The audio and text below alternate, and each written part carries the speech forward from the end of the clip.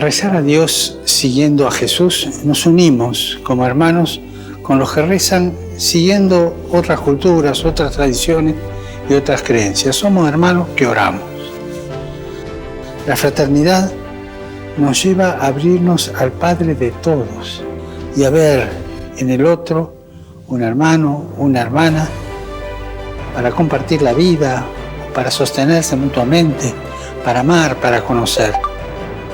La Iglesia valora la acción de Dios en las demás religiones, sin olvidar que para nosotros cristianos la fuente de la dignidad humana y de la fraternidad está en el Evangelio de Jesucristo.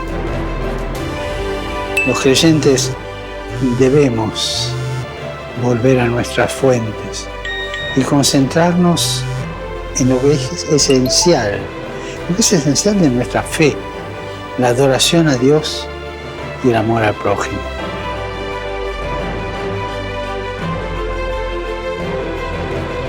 Recemos para que el Señor nos dé la gracia de vivir en plena fraternidad con los hermanos y hermanas de otras religiones y no andar peleando.